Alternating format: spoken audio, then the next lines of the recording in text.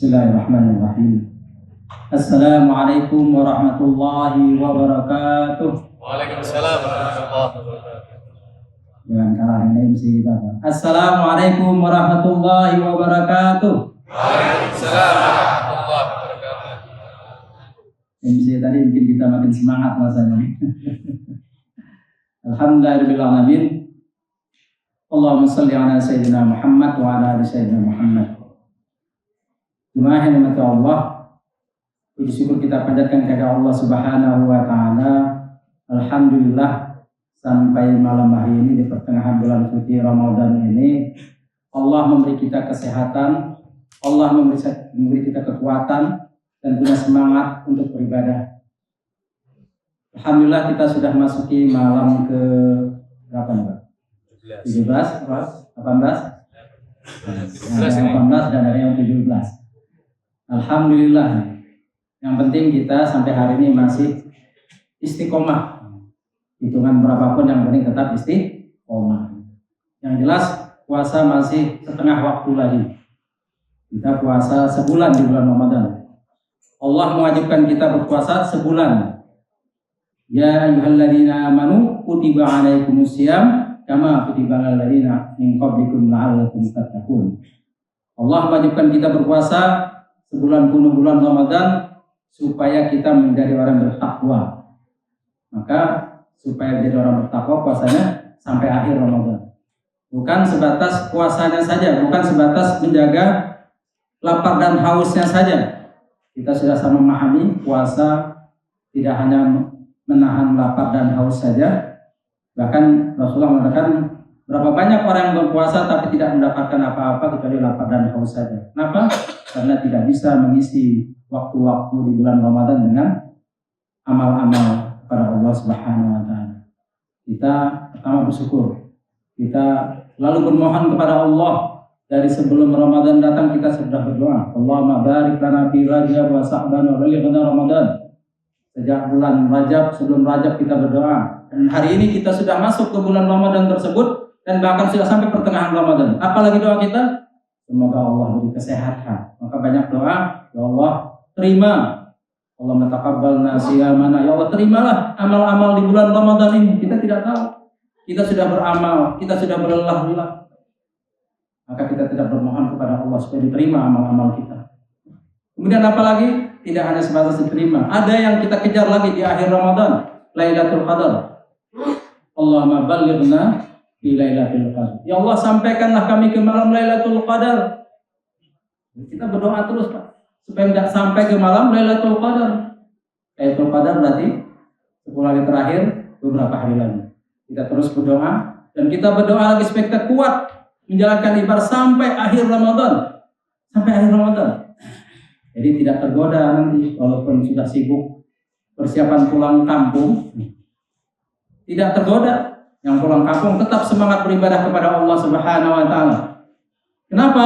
Supaya kita berhasil mendapat gelar takwa. La'allakum tattaqun. Kalau dapat takwa, Masya Allah. Wa tazawwadu fa inna khayra dzari taqwa. Kata Allah, berbekallah. Sebaik-baik bekal adalah takwa. Maka Allah sudah menyiapkan kita, memfasilitasi kita supaya mendapatkan bekal yang banyak. Bekal takwa Ramadan kita berhasil mendapat gelar takwa dan bekal itulah takwa itu akan kita bawa nanti ketika kita hidup di akhirat nanti. Jemaah salat tarawih yang dimuliakan Allah, tema kita tentang menggapai qalbun salim. Menggapai qalbun salim. Apa itu qalbun salim?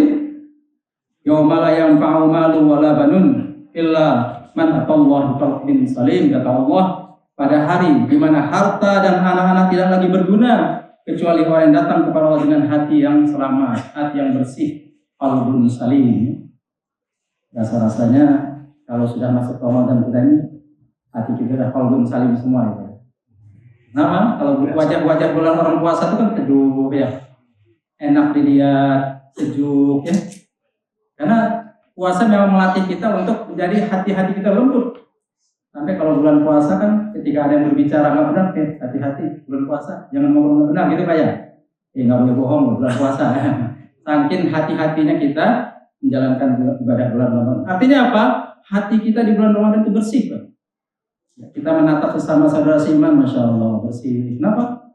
Dari satu Ramadan, memang ibadah itu membuat hati kita bersih, hati kita tenang, dan kebersihan hati itu terpancar dalam wajah-wajah kita. Maka orang yang hatinya bersih, wajahnya juga bersih, lisannya bersih, matanya bersih, semuanya bersih, enak untuk dilihat. Maka kata Allah tadi, pada hari di mana harta dan anak-anak tidak lagi berguna kecuali orang yang datang kepada Allah dengan hati yang qalbun salim. Ya. Jadi nanti orang yang selamat kata Allah di antaranya adalah orang yang menghadap Allah dengan hati yang bersih. Tidak berguna lagi apapun. Harta tidak berguna, pangkat tidak berguna, jabatan tidak berguna, kekayaan tidak berguna, kehidupan dunia tidak berguna sama sekali. Kita menghadap Allah dengan hati yang lembut. Apa itu hati qalbun salim? Orang yang memiliki hati qalbun salim itu hatinya bersih dari segala bentuk kesyirikan. Orang yang memiliki hati qalbun salim, hatinya bersih dari segala bentuk kesyirikan. Nah, insya Allah kita tidak, orang-orang yang sudah beriman tidak melaksanakan syirik besar. Tapi kata Rasulullah, yang aku khawatirkan dari umatku adalah syirik kecil, kata Rasulullah. Yang dikhawatirkan Rasulullah adalah syirik kecil. Sahabat bertanya, apa itu syirik kecil ya Rasulullah? Kata Rasulullah, syirik kecil adalah perbuatan riya. Iya. Apa itu riya? Jadi Rasulullah sangat mewanti-wantikan kita agar tidak melakukan perbuatan syirik kecil yang berbentuk riya. Riya itu menampakkan ibadah kita, memamerkan ibadah kita kepada orang, menunjukkan kelebihan-kelebihan kita. Makanya Ramadan, sebulan kita berpuasa, kira-kira kalau lagi puasa Ramadan ada yang ria nggak Pak? Ada nggak kita ria? Ya, saya lagi puasa Ramadan nih, orang sebelah juga puasa juga kan ya, semua orang lagi puasa. Yang membuat kita bisa ria kan ketika kita melaksanakan, orang tidak melaksanakan. Contohnya ketika kita melakukan sholat sunnah ya, puasa sunnah Senin Kamis. Waktu saya lagi puasa Senin nih, nah itu bisa jadi ria karena menceritakan orang. Tapi kalau Ramadan, sebulan kita berpuasa, kita dilatih, ditempa oleh Allah SWT supaya hati kita bersih. Tidak ada yang ria, tidak ada yang ria dengan puasa Ramadannya, tidak ada. Karena kita semuanya puasa, kita semuanya puasa, nggak ada yang tidak puasa. Justru kalau tidak puasa yang jadi aneh di bulan Ramadan. Maka orang yang qalbun salim, hatinya bersih dari segala bentuk kesyirikan, tidak memamerkan ibadahnya. Nah, harapannya setelah Ramadan berlalu, keikhlasan kita tetap terjaga. Kita terbiasa melaksanakan ibadah semata-mata karena Allah. Kita beribadah semata-mata karena Allah. Nawaitu kita, jika mau sholat, nawaitu kita karena Allah. Saya sholat karena Allah. Bahkan dalam sholat kita baca lagi, inna sholati wa nusuki wa mahyaya wa mamati lillahi rabbil alamin. Inna sholati, ya Allah, inna sesungguhnya sholatku, wa nusuku ibadahku, wa mahyaya hidup matiku, wa mamati lillahi rabbil alamin. Jadi kita sudah berikrar kepada Allah ketika kita mulai sholat, doa kita sudah dari awal kita berniat karena Allah. Kita sholat bisa niat karena Allah, kemudian kita ikrar lagi, inna sholati, ya Allah, sholatku, wa nusuki ibadahku, wa mahyaya hidup matiku, wa mamati lillahi rabbil alamin, karena Allah Subhanahu wa ta'ala. Jadi jemaah sekalian, dalam yang kita baca tadi, bahwa hidup mati kita mata-mata karena Allah, tidak ada tujuan lain. Ini melatih keikhlasan kita, tidak ada tujuan-tujuan yang lain. Makanya Ria itu bisa datang di awal, bisa muncul di tengah, dan bisa setelah lama datang muncul ria lagi juga bisa. Ada orang dari awal sudah ria. Misalnya sering dikasih contoh itu, orang melakukan sholat, yang memang niatnya supaya mamer sama orang, datang ke masjid supaya dilihat orang supaya rajin ibadah, sudah ria dari awal. Tapi ada juga yang awalnya tidak oleh setan. Berapa lama kemudian dia cerita, itu dulu masjid itu kan karena saya bangun, kalau nggak jadi ke masjid. Nah, muncul lagi tuh ya. Padahal catatannya sudah rapi sama malaikat, tapi karena digoda, keikhlasan terganggu, dan bahkan kadang-kadang keikhlasan kita itu terganggu ketika teruji. Kita misalnya ini membantu orang, ada orang yang kita bantu, hidupnya sulit. kita bantu. Dia sukses terlepas dari permasalahan. Kita ikhlaskan Allah. Tapi suatu ketika orang yang kita bantu tidak berterima kasih kepada kita, dan bahkan kadang-kadang orangnya agak sombong kepada kita. Akhirnya kita kembali terganggu kan? Itu dulu saya bantu, sekarang sombongnya luar biasa. Ini juga keikhlasan kita kembali terganggu. Maka ketika kita melakukan satu amal ibadah, lupakan, jangan pernah diingat-ingatkan lagi. Lupakan. Yang setelah kita amalkan, itu urusan kita kepada Allah. Tidak ada urusan dengan manusia yang kita bantu. Masalah dia bersyukur atau tidak, urusan dia sama Allah. Tidak ada urusan sama kita. Ketika kita bantu, urusan kita sama Allah. Kemudian apalagi kesyirikan yang perlu kita jaga. Orang yang punya qalbun salim itu tidak mau bersumpah dengan nama selain Allah. Nah, kadang-kadang sering ibu-ibu kalau bersumpah begini, demi Allah, demi Rasulullah. Boleh nggak Pak Guru? Demi Allah, demi Rasulullah. Kalau bersumpah, wallahi demi Allah, cukup itu aja kalau bersumpah. Kalau sudah demi Rasulullah, sudah tidak boleh. Bersumpahlah hanya dengan nama Allah. Dan bagi orang yang paham tentang sumpah, dia akan berhati-hati tidak sembarangan mengeluarkan kata sumpah. Hati-hati mengeluarkan kata sumpah. Bahkan kadang-kadang kalau orang terlalu gampang bersumpah, jangan dia mempermainkan sumpah.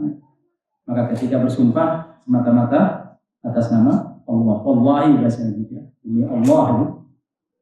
Kemudian orang yang qalbun salim itu memiliki hati yang bersih dari iri dan dengki. Bersih dari iri dan dengki.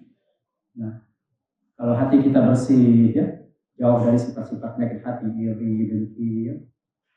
Tidak iri melihat orang sukses, kita biasa-biasa aja. Ya. Orang yang hatinya bersih, senang melihat orang senang, susah melihat orang susah. Tapi kalau orang yang dengki, sebaliknya ya.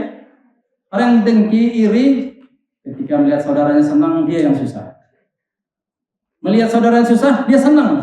Syukurin dulu. Nah, ini penyakit orang punya iri kan ya. Melihat saudaranya renovasi rumah agak bagus, wah itu kan paling juga. Mulai bisikan syaitan, paling juga dari mana uang? Harusnya kita bersyukur saudara kita punya kendaraan bagus, alhamdulillah. Saudara kita senang, ya.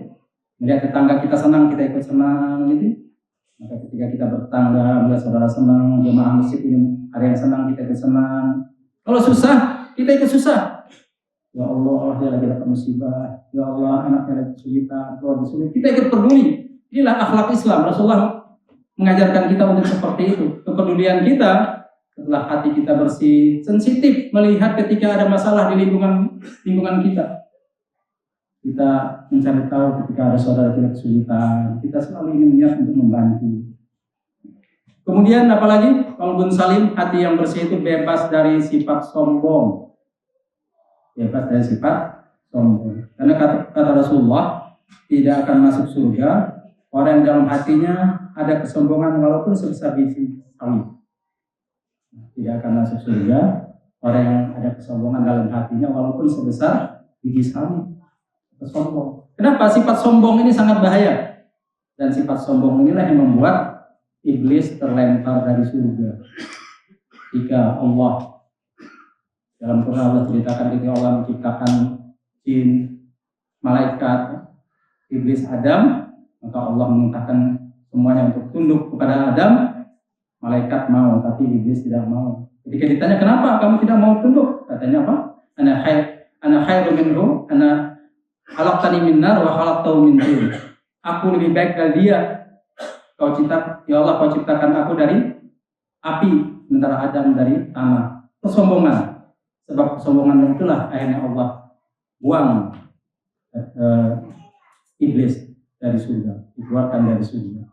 Maka berhati-hati dengan sifat sombong. Orang bisa menjadi sombong karena merasa besar, ada kelebihan pada dirinya. Kelebihan itu bisa karena kelebihan harta, kelebihan keilmuan, kepintaran, merasa lebih hebat, bahkan merasa lebih berilmu, ya. Ini bisa memunculkan sifat sombong.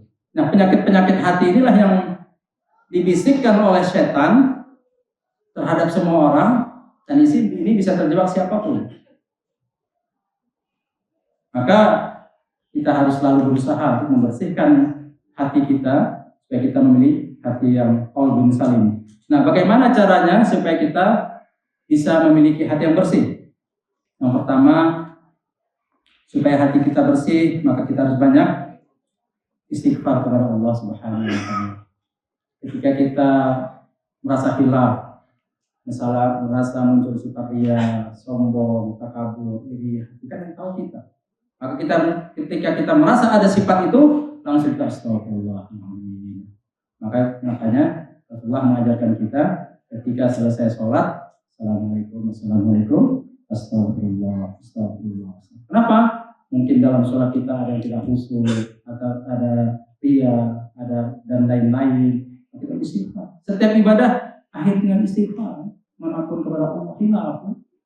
Maka Rasulullah kita baca sejarah selalu beristighfar kepada Allah Subhanahu wa taala. Kemudian jaga lisan, kemudian ikhlas dalam beramal. Nah, kalau hati kita sudah bersih, ya, jiwa kita tidak tenang, insya Allah sholat kita nyaman, ya, sholat jadi nikmat, khusyuk. Kemudian kalau ngaji juga nikmat, kalau puasa juga tenang. Ketika kita bersedekah juga tidak terasa berat. Itu hikmah daripada kita memiliki hati qalbun salim tadi.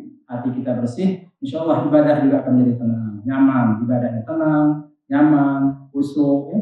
Karena kita mengharap hanya dari Allah Subhanahu wa taala. Kita tidak mengharap kepada manusia, kita tidak mengharap balasan dari manusia, kita tidak mengharap pujian dari manusia.